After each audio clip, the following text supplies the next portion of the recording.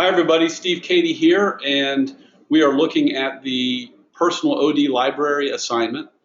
And we've got a few students here, and this is a live studio audience, if you will. We've got a few students, and I'll be calling on a few students to give us some of their thoughts and questions as we go. This is intended to provide you with some more detail and a little bit more elaboration on the assignment, the requirements, and to help you have what you need to do a great job on this and get the most out of it for yourself. So with that, I'd like to begin with the purpose, and we're going to walk through the instructions, and we're going to move pretty quickly and keep this to a focused session. The purpose of the assignment, as it says here, is to build and explore the foundational pieces of what will become the working library and reference center of your approach to OD and your emerging intellectual property and library and tools and resources, which again, I guess, come all together in the form of that library. And I think what's most important is as you look to what you are going to be doing, this is, I think, critical in a graduate program or any classes you're taking, or as you begin or as you pursue or work in your professional career. You are moving to something next. You're in the graduate program in order to do something with the degree that will help you do something next. You might be getting a promotion, you might be starting your own practice, you might be moving to another job or making a career change. But the program at its core is intended to give you and set you up for something next in your professional career.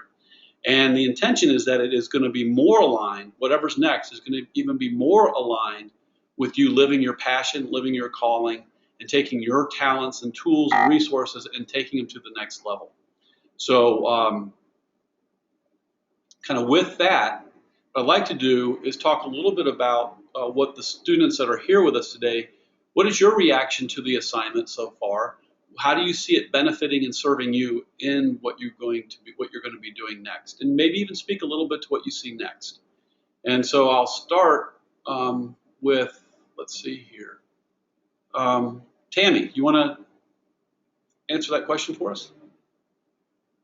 Sure. I think two things about the assignment that I think are really going to be beneficial. One, I think we're still early enough in the actual program itself that we're still gathering tools along the way from the various classes. We've already gotten a number of them already in just the handful of courses that we've already had. And so I think starting the library, if you will, of resources this early on is going to be really beneficial and forces us to think about how we're going to organize that now. As far as the helping us to get ready for what comes next, I think it's a great question and one that I have started to really consider myself because we come into this with some ideas of what we think we're going to use this experience to prepare us for, and to have the opportunity or really the situation where we're forced to verbalize that, I think is really going to bring clarity to that for me and potentially for others. Great, thank you. And one thing that prompted me, Tammy, is not only do you have a dream job or a next thing for you, or in what's next for you, there are two elements to it. Typically, there is the dream job. There is the target thing you want to be doing. And so you got to think about that job per se. And then there's the place you want to be doing it, the organization, the ideal organization and setting you'd love to be living that in and doing. And so there's two pieces. And one of the things that this will help you do is both get ready for that dream job and to competitively interview for it and be ready for it. But also when you get into it and start doing the job in your career path at that next level, this library should also support you in delivering more efficiently, effectively, and doing your best work. And as you continue to do great work, it should continue to inform and build and grow as a library to support you on your next steps and on your next steps from there. So I appreciate what you just shared. Thank you. Molly, how about you? Sorry about that, I was on mute. So I'm very excited about this project and this assignment. I think it'll be really exciting. For me, being that I am so new in the position that I am in, it's really to continue this position and grow and build into it. For me, I've had issues with finding promotion or earning a promotion because I'm young and they don't feel that I have enough educational experience to be in a management role, even though I have the experience in it. So that's really what my next step is I'm doing this because I want to get the education behind me since I have some experience with it. So I think this will be a really exciting and eye-opening experience for me so I can see what I can do and how I can vocalize what I am capable of. Great. Great. And then, Brody, how about you? Yeah, Steve, I'm happy to share. For me right now, I'm kind of at a place in my professional life where I'm trying to discern what's next. And so that's one thing about this project that I really like is that it's helping me along in figuring out some of those details about the where and when. And in the meantime, I've been experimenting with consulting, offering my services and knowledge pro bono, one, to gain some experience in the consulting process, but then also based on those successes, being able to have referral power from those people I'm helping. And the thing that excites me the most about working on this personal OD library is the ability to use it to build almost, in a sense, a marketing tool of what I'm about, what the experiences are, what my philosophy and method is. And I think doing this will really flesh that out for me. Great, thank you. So in doing this, there are elements to this. So let's look at the task. And the tasks there, it looks at one, create a structured and foundational components of your personal OD library. It looks at the portfolio element, it looks at the evidence library, and then your method, your approach. And those are three key pieces. The portfolio is about capturing all of your existing experiences and your history of experiences in what are called the artifacts. And every project, every experience you've had has a variety of types of artifacts, and you will draw from all of those to build your portfolio. So it's not the exact same set of artifacts for every experience. Every experience has a variety of different artifacts that help represent your experience that correlate with your competencies, correlate with your talents and your skills. Second thing is your evidence library. And your evidence library these are all the resources and books. And a lot of times I think of evidence as having four elements. Evidence has first, it has history. It has the historical elements of the field of OD. It has history around the tool or the techniques or so forth being used. It's sort of an overview of that stuff. Second is the tool itself, the actual tool, what it looks like, the template of the tool, the models and the visuals and the other things that are used in the tool and how to apply and the instructions for applying the tool. The third thing that you have is research and theory. So research is specific database studies that have been completed. Theory is a review typically of research and a building of that research into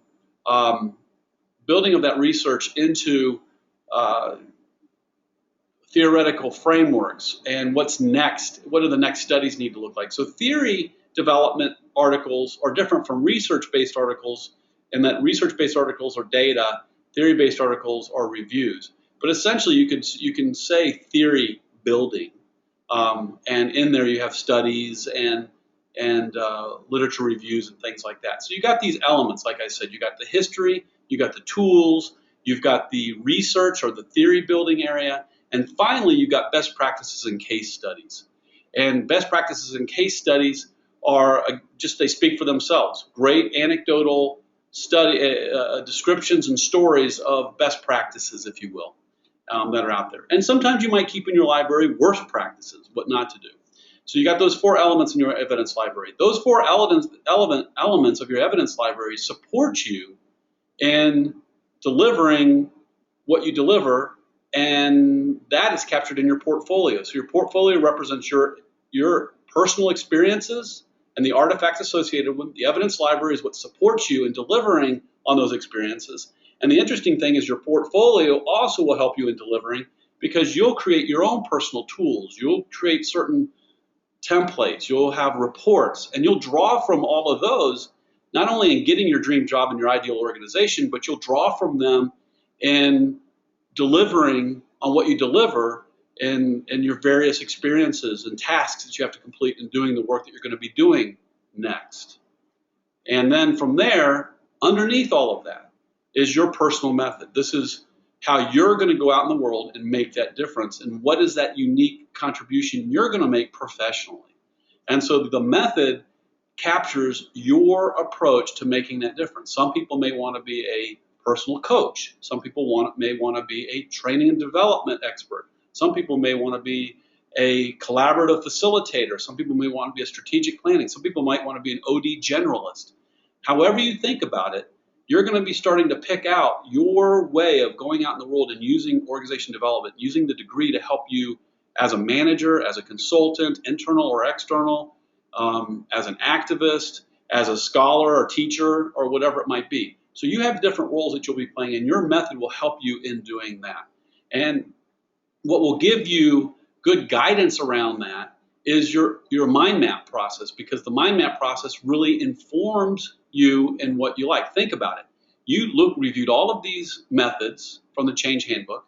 You analyzed them using the 6 design elements, and you came up with your own understanding of the patterns in that by doing the affinity diagram and then creating the mind map, or the visual that represents it. We see what we like. We are drawn to what we are. So the only way you could see what you like in the models and methods and pull things out that you noticed is because those things resonate with what is becoming your emerging model. So it's a bit of a bait and switch, if you will. By doing the mind map process, you can take what you did there and say, you know what, I'm beginning to define my own methodology, and this stuff will inform me. So you've already completed this section in many ways, because what you noticed in the patterns across the methods in that assignment really is your method that's beginning to emerge. You can take the blinders off now and begin to think even further. What would you really like to do? What's not in those patterns that you would add? What would you modify? And those kinds of things. So those are the 3 elements. Now, with that, your audience is really, think of it 2 ways. It's you. This is really for you. And then second, it is for people that might be out there that want to know more about you, that know a little bit about the basics of management, know a little bit about organization development or leadership. And so what you want to do is make sure that your audience that you're focusing on starts with you, and then think about the different purposes that you're going to use this stuff for. You're going to use it to get a job. So your audience, you're going to make sure that you've got things here that will help you in getting that dream job or that next thing. It's going to be for future projects. You want to make sure you do that and make sure that the audience is those people that you might be working with, those clients, those organizations you'll be leading or managing, and those kinds of things as you lead them through change. And then the third, which I already mentioned, is you, in terms of what do you need for this to help you be grounded in your best self, and you have an efficient way of drawing on your library to pursue what you love and to do great work as you're doing what you love in those first 2 areas. So again, that audience is mentioned there. The next thing is the length. And the length of this is what I'm calling and I'm sorry if there's some noise outside, so hopefully you can hear me okay. And I said 10 minutes or less. My goal is that you do a Pecha Kucha style presentation. And so I'm going to put here, I'll just put here, and I've said it before, lower, Pecha Kucha style presentation. The idea is that you do 20 slides, 20 seconds each, 6 minutes, 40 seconds. That's the target. If you go to 10 minutes, that can happen because you're still learning how to do this, but it should really stay as close to that 6 minutes and 40 seconds as possible. And I'm not going to make it a firm line unless we all talk about it as a class and think that that's helpful. And you're going to walk through a series of slides. So you're going to deliver slides and a link to a video that you recorded through a screencast. As I mentioned there, the professional presentation, you know what that is, so I don't need to speak to that. And you'll be submitting this as a PDF document, and in there will be the link. I'll click on the link and watch your video. You'll upload your video to YouTube on your own account, in which YouTube is now part of your technology platform for your library. So one thing that you will have for sure is in your technology library or your technology tools for your library, one is the screencast tool that you're going to be using, and the second is going to be YouTube. And I'll be evaluating it based on the checklist that is provided in our learning management system with the assignment. So let me go through the recommended resources piece. This is growing, and I've been adding some things here, but essentially there's a few things here that can help you. One is the organizing literature out there on how to create personal libraries. There's a ton out there on creating personal libraries, digital libraries, and how to organize your own personal library. So I provided some links that I thought would be helpful and reflections on that, just to give you a sense of ways that people are handling it, but also to give you a sense of how important it is and that people are really trying to figure this out. The next thing, some tools to consider. Evernote, YouTube, Google Drive. I gave you a link there for 7 apps for organizing your personal library. You can take a look at that. I think this is a personal preference thing, and I tell you what, things are moving very fast on the front of technology and platforms. So I can give you and say, I think Evernote, YouTube, and Google Drive are good. I would probably add, maybe I might add here, Mind Manager. It seems to be the one that is out there, but there's also Buzan stuff on organizing information. So I would put that in there as something to check out, Tony Buzan's work. And but again, this is something you have to figure out for yourself. And these are starting points for you. Then the presentation.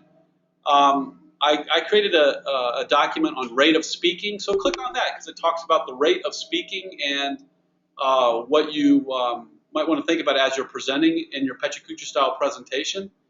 The next piece there is Pechakucha, and it's the website, and there's and even a Pechakucha on what is Pechakucha. So I think you've got that. And then there's a whole bunch of screen capture software out there, and so I think that's for you to take a look at and kind of figure out what you want to pick.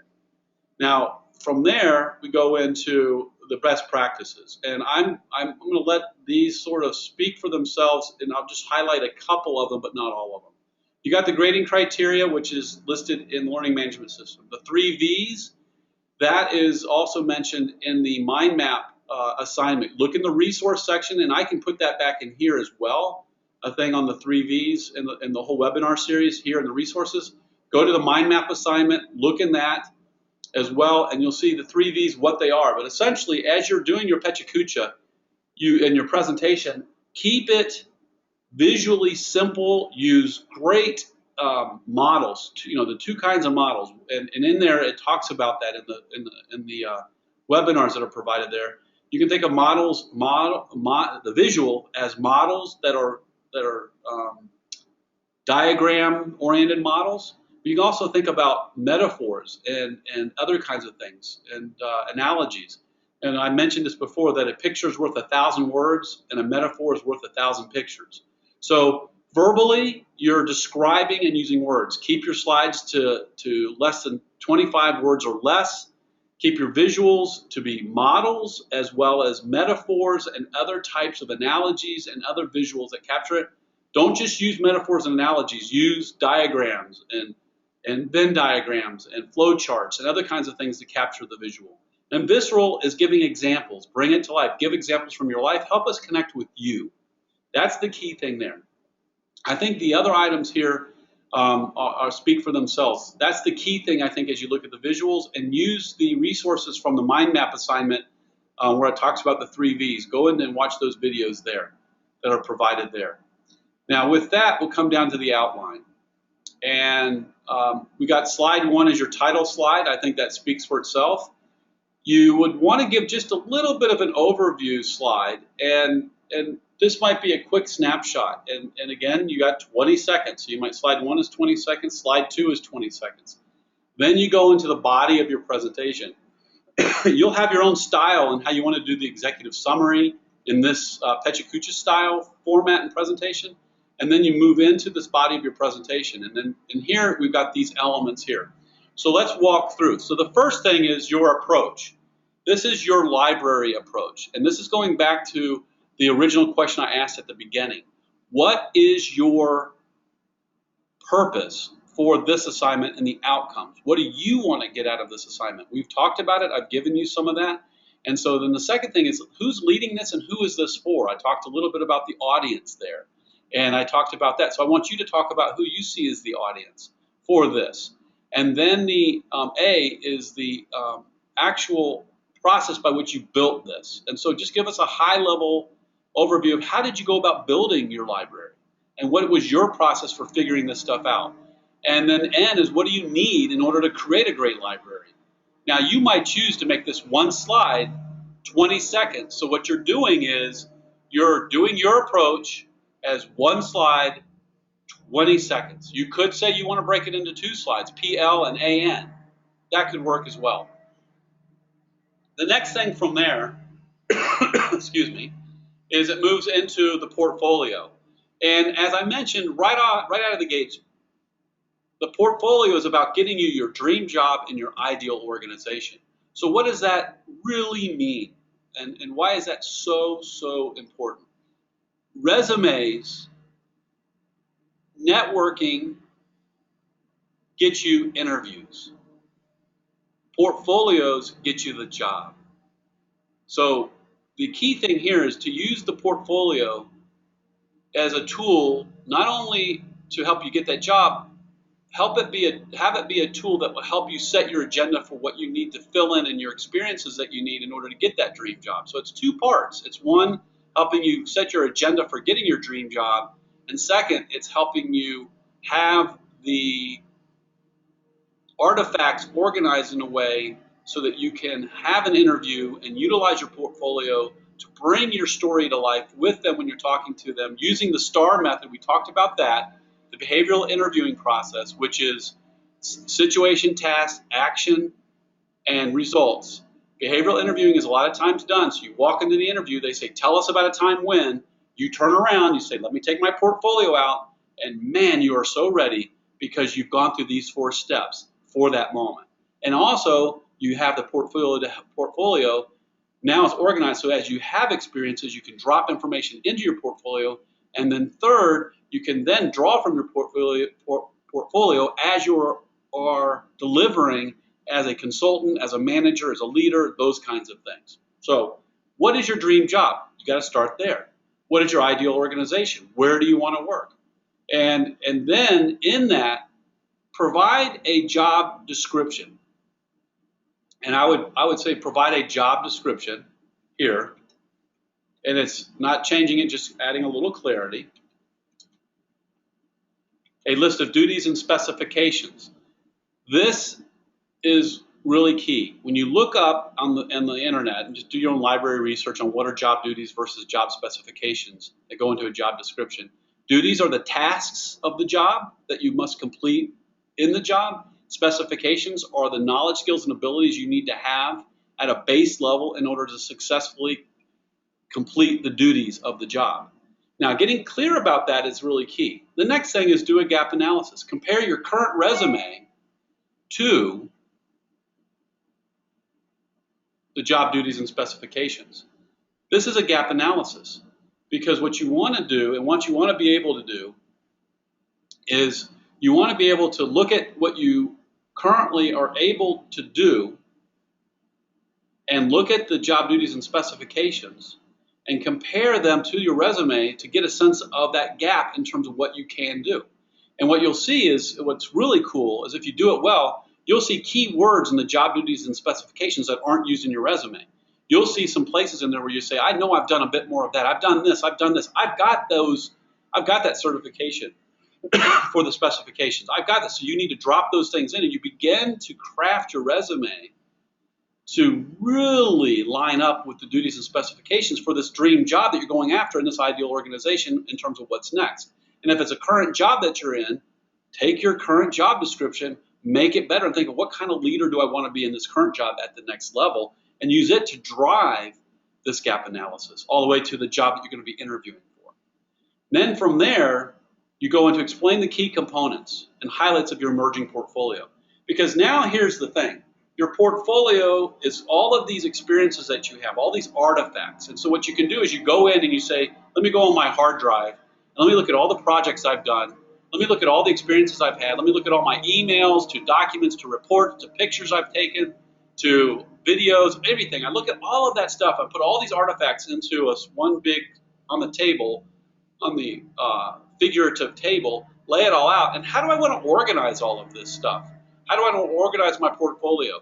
I would imagine you're going to want to organize it around the duties and tasks for your dream job, because this dream job is going to need to be able to show that you can do these things. And these things that you have to do, these duties, should be supported by a lot of the artifacts and tasks and your past experiences that flow right into those duties. And then that flows into the next thing, which is how will you use the portfolio to help you land that job? Now you sit back and you think, okay, there are different ways to use a portfolio. Do a little bit of a research out there and kind of look at how to use job portfolios. But I can tell you just right off the bat, I would expect that you will do your own research as well in this, is one, is your portfolio will help you in that interview. Two, it will help you in the interview doing the STAR technique. Three, it will help you understand the gaps so that you can begin to think, what experiences do I need to have in order to fill out my portfolio so that I can be better ready. So it'll help you do that self-assessment. Those are three things. What are some other ways your portfolio can help you land your dream job? And I would say be successful in what you're doing, and be successful in your dream job and current job, you could even say. So I would I'd say your current and dream job, something along those lines. But how will you use it to help you land that job and be successful in what you're doing? So there's the portfolio. Now, the portfolio, in order to do all of those great things that you're doing, you need to have great resources and evidence. I mentioned that evidence has these four elements, and I would think about how you want to organize your material. And again, it should be organized to support your dream job. So you want your library to line up and be aligned with your portfolio in a way that both of them are lined up so that you can do your dream job and do what you're currently doing to do your dream job well. So think about how you want to organize it to support you. It's an action-oriented toolkit. And so evidence has history, it has the tools themselves, it has the research/theory, and it has the best practices, and maybe parentheses, worst practices. And so that toolkit are books, articles, videos, and other types of media, rich media, that are brought together into an efficient system that you can draw from very quickly. That's the resource toolkit. The next is your emerging method. We talked about that. And this is, take the change mastery article, take your mind map experience, take the elements and take the patterns, and I want you to condense it down now even further to the things that you love the most in the patterns. And what you love in the patterns is what you want to be doing in this section. You want to take the elements, share your emerging approach, and describe what is the purpose for your approach. Where do you see yourself going? Relate it back to that dream job. And then you say, oh, I'm going to be doing this. Or not, oh, this is what I really care about. This is where I see myself going. And this is my method. When people ask you, hey, you want to be a great executive coach. Well, what's your approach to executive coaching? And you might say, well, method mastery. I use XYZ's method. I use ProSci's method for coaching. As you get better, you'll say, well, I use ProSci plus the International Coaching Federation, and I use this approach and that approach. I blend them together, and I kind of deliver my coaching that way. And you go even one step further. What's emerging is a consistent pattern in using that blended approach, which is becoming your emerging invented approach, which is, again, coming full circle back to what you liked in the methods through your mind map process. So that kind of comes back full circle. So you're giving a high-level answer to, this is what my passion, what I see myself doing, and it will change, and it can be vague to very clear. This is the 6 elements. And if someone said, well, what's your approach to coaching? What's your approach to training? What's your approach to collaborative facilitation? What's your approach to doing the work, whatever it is next? What is your approach to leading organizations of this type in this industry? What is your approach to leading in these times? managing in these times. So however you want to do it, you'll be using the 6 elements to answer that question. Then you conclude, summarize what you shared, and end with a quote that captures the essence of you and your work. It could be your own quote or another quote, and then you can have work cited. So I'm going to stop there and take just a couple more minutes to kind of check in with Brody and Tammy. Tammy, I'll start with you. This is it. This is the essence. I can go back. I think this is the last page. So I've gone through the outline. What's your reaction to what I shared? And what's your takeaway? And do you have a burning question now that will help you be ready for now to continue to work on your assignment? No burning questions at this point. The overview was really helpful and gave a little bit more clarity about specific sections. I'd started putting together a draft, if you will, of ideas, and this brings a lot more clarity on how to organize it. Because one of my biggest concerns in trying to time some of this stuff out is 20 seconds per slide is not much time. So the content has to be very tight, and this really helps to give me a better idea of how I can structure that, even in a sentence, if you will, to maybe meet the needs of the assignment a little bit better. So very helpful. Great. Hey, Brody, how about you? I'm really excited about it. I think it's going to be a tremendous opportunity to really sort of stretch your legs as far as the creative aspect goes in describing what it is that you're really kind of all about with this. As far as burning questions, no burning questions, but I did want to just get clarity on 2 pieces. The first one is the approach, section A, and I just want to make sure I heard this right. The approach is for the library, not the whole assignment overall, correct? Yes, you can kind of say broadly, yes, it's for your library, the plan for your library, yes. Okay, and then the second question that I had was about the draft specifically, and in terms of the deliverable for the draft, are we actually going to be publishing on YouTube a draft PechaKucha, or are you looking for PDFs of the slides as the draft? I just want to make sure I know what we're expected on that. I'd like you to do a draft with your slides. They don't have to be perfect, but kind of get your starting point, 20 slides. You may not have visuals all figured out. You might have some keywords and some content, but have your 20 slides with something on each that you're going to be addressing, and do a quick screencast, post it to YouTube, and include it on the cover.